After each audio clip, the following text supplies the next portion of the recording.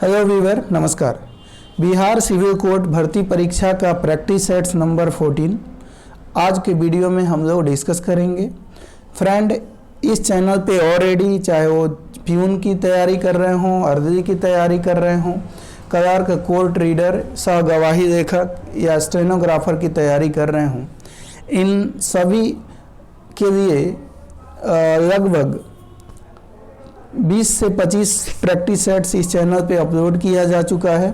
इस वीडियो को देखने के बाद अगर आपने उसको नहीं देखा है तो उसको भी ज़रूर देखें और अपने तैयारी को धार दें। तो आज के वीडियो में हम डिस्कस करेंगे प्रैक्टिस सेट्स नंबर 14, जो कि स्पेशल ख़ास तौर पे, वैसे तो फ़ायदा आपको सिविल कोड का किसी भी एग्ज़ाम की तैयारी कर रहे हैं सबके लिए फ़ायदेमंद होगा, लेकिन ये ख़ास तौर पे प्यून और अर्दली के लिए ये काफ़ी इम्पोर्टेंट होने वाला है। तो चलिए स्टार्ट करते हैं क्वेश्चन नंबर 1 को। क्वेश्चन नंबर 1 में पहला क्वेश्चन है फ्रेंड, कहा गया है निम्न में से तत्सम शब्द की पहचान करें। तो तत्सम आप जानते हैं संस्कृत के मूल शब्द को तत्सम बोलते हैं, और यहाँ लोमड़ी, निराश, झरना, ताकत में आप देखेंगे संस्कृत का मूल शब्द जो है निराश है, इसलिए हमारा यहाँ पे तत्सम जो है निराश शब्द हो जाएगा। सेकेंड क्वेश्चन है तद्भव की पहचान करनी है। तो संस्कृत के टूटे फूटे रूप को या संस्कृत के बिगड़े हुए रूप को हम लोग तद्भव बोलते हैं। तो यहाँ पे तद्भव की पहचान करनी है। तो कर्ण है, मार्ग है, विस्फोट है और सांप है। तो इसमें आपका तद्भव कौन सा है? तो सांप हो जाएगा। तो सांप आपका आंसर हो जाएगा। आगे आइए, अगला है सकाम का विलोम शब्द आपको बताना है। तो सकाम का मतलब क्या होता है सबसे पहले आपको जानना होगा। सकाम का मतलब कोई काम आपने सुकर्म, अच्छा कर्म, है ना। तो सुकर्म, सुंदर कर्म, अच्छा कर्म, इसको हम सकाम बोल सकते हैं। यानी सुकर्म जो है सकाम का पर्यायवाची है, समानार्थी शब्द है, और उसका उल्टा क्या हो जाएगा? यहाँ पे सकाम का उल्टा हो जाएगा निष्काम। क्या हो जाएगा? निष्काम। निष्काम का मतलब आप कह सकते हैं कि बुरा कर्म, अच्छा कर्म नहीं, जो किसी को फायदा ना पहुंचाए, निष्फल वाले कर्म जो फल ना देते हों, उनको हम लोग निष्काम के नाम से जानेंगे। तो ऑप्शन नंबर आपका सी यहाँ पे सकाम का विलोम शब्द हो जाएगा। अगला देखिए, नेक्स्ट क्वेश्चन है जी, निम्न में से शुद्ध वर्तनी है। तो इसमें से आप देखिए कि आर्कस्ट, अक्रस्ट, आकृष्ट और आकृषट। तो आपका पूछा गया है कि शुद्ध शब्द इसमें कौन सा है? तो ऑप्शन नंबर सी हो जाएगा, आकृष्ट आपका शुद्ध शब्द हो जाएगा।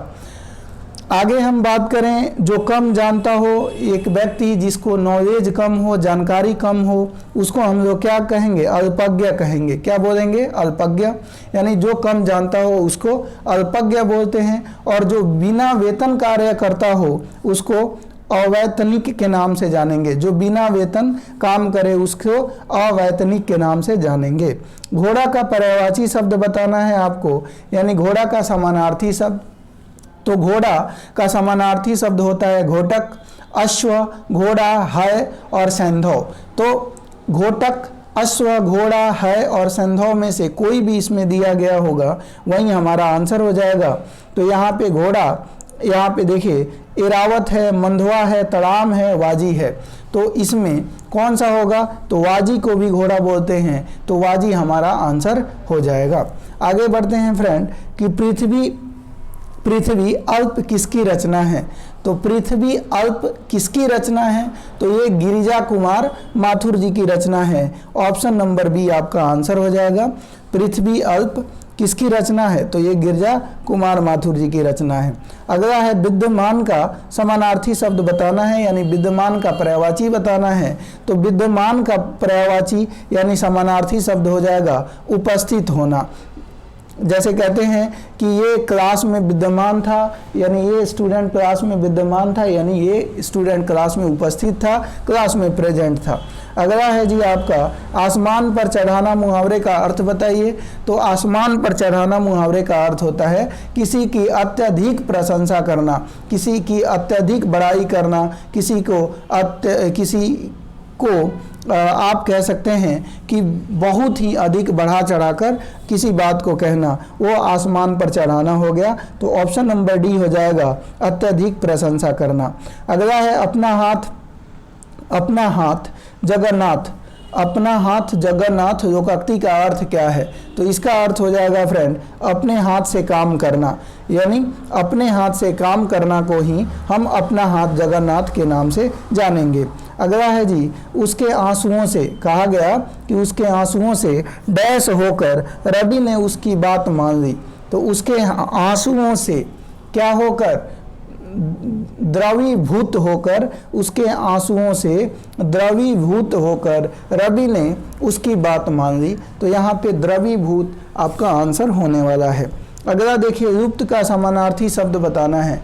लुप्त यानी जो लगभग खत्म के कगार पर हैं, जो संकट में हैं, जिनकी प्रजाति नष्ट होने वाली है, तो उनको हम लोग लुप्त प्राय प्रजाति के नाम से जानते हैं। तो लुप्त का इन्होंने समानार्थी यानी सिमिलर पूछा है, तो उसका क्या हो जाएगा फ्रेंड, गायब हो जाएगा। अगला आइए, उस डैश वातावरण में मन ऐसा रमा कि मैं वहाँ से हिल न सका। तो यहाँ पे सौम्य हो जाएगा, दिव्य होगा, सुरमय हो जाएगा या हिरण्य होगा। तो ऑप्शन नंबर सी आपका, उस सुरमय वातावरण में मन ऐसा रमा कि मैं वहाँ से हिल न सका। ये ऑप्शन नंबर सी हमारा आंसर हो जाएगा। विपिन का पर्यायवाची शब्द आपको बताना है, समानार्थी, विपिन का समानार्थी बताना है। तो विपिन का पर्यायवाची शब्द क्या होता है, वन होता है। क्या होगा, वन यानी जंगल। तो ऑप्शन नंबर ए आंसर हो जाएगा। विपिन का अन्य पर्यायवाची, जैसे वन की बात करें तो वन का अन्य पर्यायवाची कौन कौन से होंगे, अरण्य, कांतार, जंगल और कानन। तो अरण्य, कांतार, जंगल और कानन। आपने कांतारा एक मूवी देखी थी, तो वो भी जंगल पे बेस्ड थी। जंगल में ही एक देवता, जंगल देवता होता था, तो वो मूवी कांतारा थी। तो कांतारा, कांतार, जंगल को ही कहा जाता है। आगे आइए, नेक्स्ट क्वेश्चन नंबर 14 के बाद 15 देखेंगे। तो आ गया हमारे क्षेत्र से 30 डैश चुनाव लड़ रहे हैं। तो 30 उम्मीदवार चुनाव लड़ रहे हैं। क्या हो जाएगा, हमारे क्षेत्र से 30 उम्मीदवार चुनाव लड़ रहे हैं। अगला है, विधि का विलोम शब्द बताना है। तो विधि का उल्टा शब्द बताना है। विधि का मतलब क्या होता है और उसका अर्थ जो भी होता है उसका विपरीत क्या होता है, ये बताना है। तो विधि आप जानते हैं, विधि का मतलब होता है कानून, लॉ, है ना। और उसका उल्टा क्या हो जाएगा, तो निषेध। कोई कानून नहीं, कोई लॉ नहीं, तो निषेध इसका विलोम शब्द हो जाएगा। अगला है, कर्मचारियों को अवकाश। क्या कहा गया, कर्मचारियों को अवकाश की डैश दे दी गई थी। तो कर्मचारियों को अवकाश की क्या दे दी गई थी, सूचना दे दी गई थी। ऑप्शन नंबर बी आपका आंसर हो जाएगा। शुद्ध वर्तनी आपके एग्जाम में बार बार यहाँ से 1-2 क्वेश्चन तो आते ही आते हैं, इसलिए जब ये वर्तनी पढ़ा कीजिए तो आप देखा कीजिए कि वाकई में कौन सा आपका सत्य है। तो संप्रदाय आपको बताना है कि कौन सा सत्य है, तो आपका बी ऑप्शन सत्य है, संप्रदाय इस तरह से लिखा जाता है। अगला है, देखिए फिर शुद्ध वर्तनी आपको ठीक करनी है। तो कहा गया मतैक, आचार्य, ढुलाई और आकारण। यहाँ पे आपका शुद्ध वर्तनी की पहचान करनी है। तो ढुलाई यहाँ पे करेक्ट है, यानी ऑप्शन नंबर सी हमारा आंसर हो जाएगा। अगला देख लीजिए, निम्न में से तत्सम शब्द की पहचान करनी है। तो तत्सम शब्द क्या होता है, हमने बता रखा है कि संस्कृत का मूल शब्द जिनमें कोई परिवर्तन न करे और हम हिंदी में उसको धड़ल्ले से यूज करते हैं, उसी को तत्सम के नाम से हम लोग बेसिकली जानते हैं। तो तत्सम यहाँ पे बताना है, शर्करा, धरती, बूढ़ा और सांझ क्या तत्सम है। तो आपका ऑप्शन नंबर ए शर्करा जो है वो तत्सम हो जाएगा। फिर तद्भव की पहचान करनी है, इनमें तद्भव बताना है। तो यहाँ पे बाँ है, दुग्ध है, होलिका है, मत्स्य है। और आपको मैं बता चुका हूँ कि तद्भव क्या होता है, संस्कृत के बिगड़े रूप को जो हम हिंदी में यूज कर रहे होते हैं उन्हीं को तद्भव के नाम से जानते हैं। तो यहाँ पे बाह आपका आंसर हो जाएगा। अगला है, उर्वरा का विलोम शब्द बताइए। तो उर्वरा शब्द का विलोम होता है, उर्वरा का मतलब क्या होता है, फर्टाइल लैंड, कोई ऐसी भूमि जहाँ पे प्रोडक्शन ज़्यादा होता है, उत्पादन ज़्यादा होता है उसको हम लोग उर्वर भूमि, उर्वरा धरती के नाम से जानते हैं। तो उसका उल्टा क्या हो जाएगा, ऊसर हो जाएगा, यानी बंजर धरती, यानी ऑप्शन नंबर आपका सी आंसर हो जाएगा। आगे आइए, आगे हम बात करेंगे। यहाँ पे उर्वरा के बाद निम्न में से शुद्ध वर्तनी की पहचान करनी है। तो बताइए शुद्ध वर्तनी कौन सा है। यहाँ पे कहा गया है आणुविक, संथान, वर्णय और श्रेयस्कर। तो आपका आंसर कौन सा हो जाएगा फ्रेंड, आणुविक, ये आपका सत्य है, बाकी वर्तनी सारे गलत हैं। जिसकी गर्दन सुंदर हो, वाक्यांश के लिए एक शब्द बताइए। तो जिसकी गर्दन सुंदर हो उसको सुग्रीव के नाम से जानते हैं। क्या बोलेंगे, सुग्रीव के नाम से जानेंगे। अगला है कि दिए गए शब्दों का विलोम शब्द चुने। प्रहार का उल्टा बताना है, विपरीत शब्द बताना है। तो जैसे प्रहार, लड़ाई में एक दुश्मन दूसरे के ऊपर क्या करता है, प्रहार करता है, यानी हमला करता है। और हमला का विलोम क्या होता है, रक्षा करना। क्या हो जाएगा, रक्षा, यानी ऑप्शन नंबर डी आपका आंसर हो जाएगा। दिए गए वाक्य में रेखांकित खंड को प्रतिस्थापित करने के लिए उपयुक्त विकल्प का चयन करें। राम शक्ति के उपासक थे। अब राम शक्ति के उपासक थे, तो शक्ति के उपासक रेखांकित है और इसी खंड को आपको जो है बताना है कि इनमें से यह क्या है, वैष्णव, सदाचारी, शाक्त और शैव। तो यहाँ पे आंसर हो जाएगा ये शाक्त है, ऑप्शन नंबर सी हमारा आंसर हो जाएगा। शक्ति के उपासक को क्या कहते हैं, शाक्त के नाम से जानते हैं, ऑप्शन नंबर सी। अगला है दिए गए वाक्यांश के लिए एक शब्द दीजिए जिसमें सहन शक्ति हो, जिसमें सहने की क्षमता हो, उसको क्या कहते हैं, जिसमें सहन शक्ति हो उसको क्या बोलेंगे, सहिष्णु बोलेंगे। क्या बोलेंगे, सहिष्णु के नाम से हम लोग जानेंगे। अगला है, नेक्स्ट है जी आपका सही वर्तनी वाले शब्द का चयन कीजिए। विशेषण, तो विशेषण कौन सा है आपका, ऑप्शन नंबर सी आपका सही वर्तनी है, विशेषण। अगला है जी 28 के बाद 29 देख लेते हैं। 29 में कहा गया निम्नलिखित में से उस विकल्प का चयन करें जो भैंस के आगे बीन बजाना मुहावरे का अर्थ है। तो भैंस के आगे बीन बजाना मुहावरे का अर्थ ये आम है, यानी मूर्ख के सामने ज्ञान की बातें करना। ऑप्शन नंबर ए आपका आंसर हो जाएगा। अगला देखिए, कहा गया कि पर्यायवाची शब्द का चयन करें इंद्र। अब इंद्र का पर्यायवाची यानी इंद्र का समानार्थी आपको बताना है। तो इंद्र का समानार्थी क्या होता है, सूर्यपति, यहाँ पे आंसर हो जाएगा, ऑप्शन नंबर डी आंसर हो जाएगा। इंद्र का और भी पर्यायवाची सूर्यपति, अमरपति, पुरंदर और देवपति इनका पर्यायवाची होता है। तो ये भी ध्यान रखना है।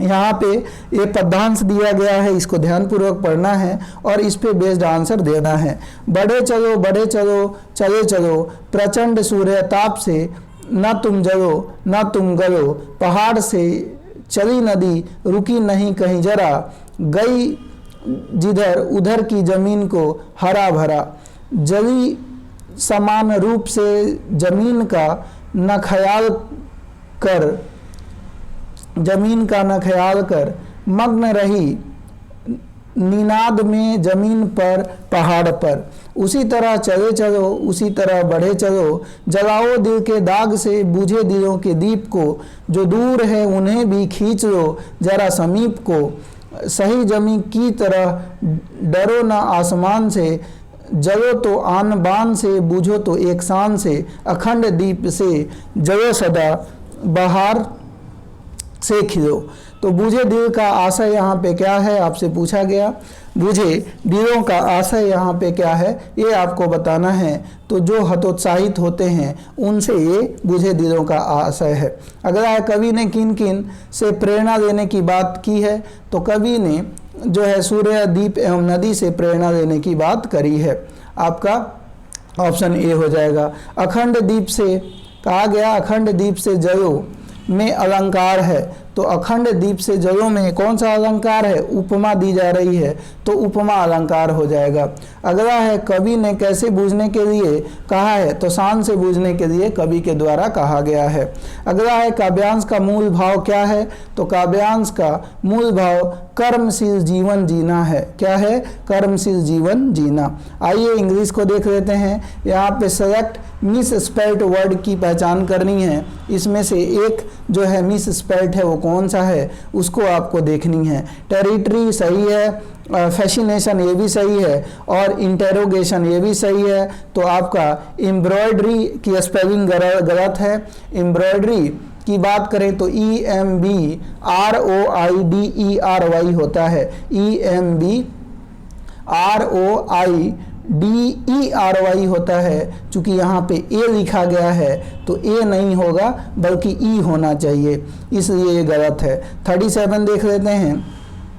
क्वेश्चन नंबर 37 में कहा गया है कि select the most appropriate meanings of the given idioms. Keep someone in the loop. Keep someone in the loop का अर्थ होता है किसी को संपूर्ण सूचना देना। क्या?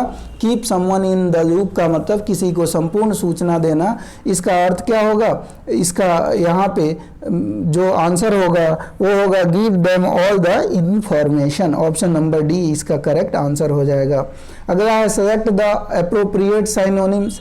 साइनोनिम्स का मतलब समानार्थी, पर्यायवाची। यहाँ पे है टेंसाइल। तो टेंसाइल का मतलब होता है तन्य, जो तन्य हो, जैसे जिसे पीट कर तार के जैसा खींचा जा सके उसको टेंसाइल के नाम से जानेंगे। और टेंसाइल का यहाँ पे समानार्थी हो जाएगा स्ट्रेचेबल। कहते हैं ना कि हमें स्ट्रेचेबल जीन्स चाहिए, तो वो जीन्स जो है स्ट्रेच हो जाए, तन्य हो जाए, तानने पे वो जो है तन जाए। अगला है एंटोनिम्स। एंटोनिम्स का मतलब क्या होता है? विपरीतार्थक। तो स्लीक का विपरीत आपको शब्द बताना है। तो स्लीक का मतलब चिकना और चमकदार, तो उल्टा क्या हो जाएगा? डल। जो शाइनी ना हो, जो चिकना ना हो, जो चमकदार ना हो। अगला है यहाँ पे फिर आपको करना है, कहा गया select the most appropriate option to fill in the blanks. Aparna said she was sorry she had dashed to bring the book I had asked for। तो इसका आंसर हो जाएगा forgotten। तो Aparna said she was sorry she had forgotten to book I had asked for।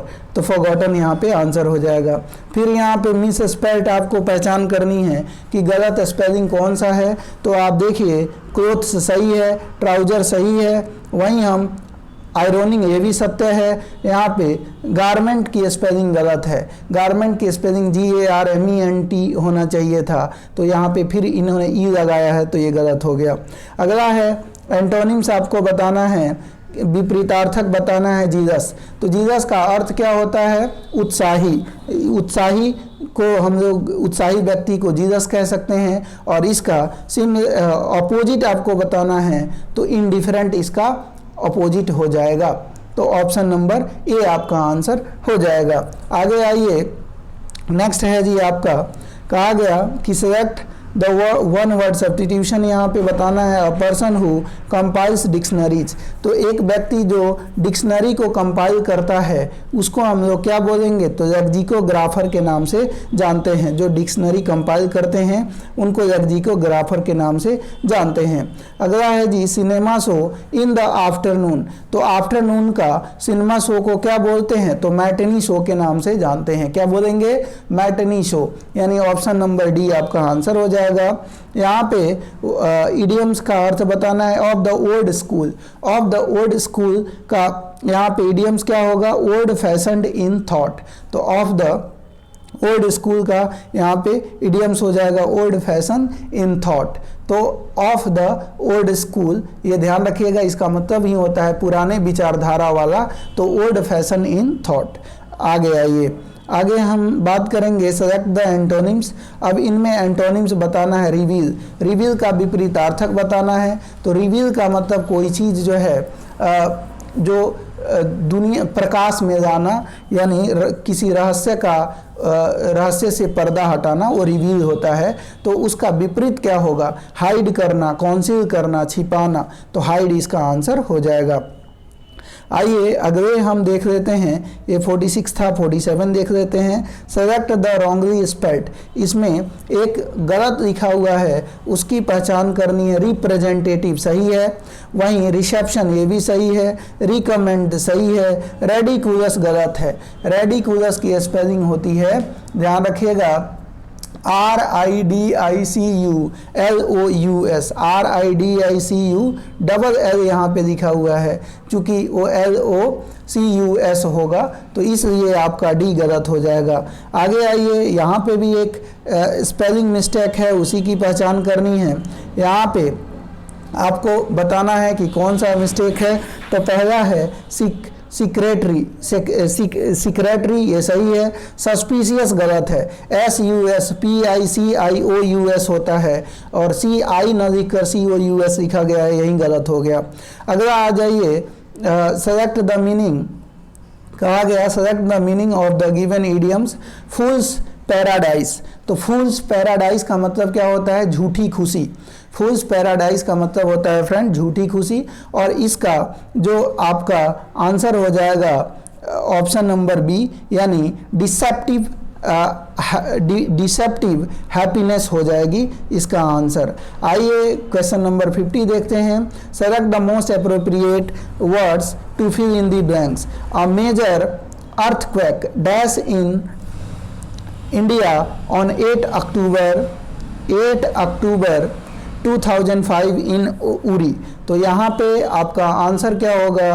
Occurred हो जाएगी, यानी a major earthquake occurred in India on 8 October 2005 in Uri. तो दोस्तों हमने हिंदी और इंग्लिश दोनों कंप्लीट कर दिया है। उम्मीद है कि आपको वीडियो पसंद आई होगी। वीडियो पसंद आई हो तो वीडियो को लाइक कर दीजिएगा, और चैनल पे नए हैं तो चैनल को सब्सक्राइब कर दीजिए, क्योंकि हम आपके लिए ऐसे ही इम्पोर्टेंट वीडियो लाते रहेंगे।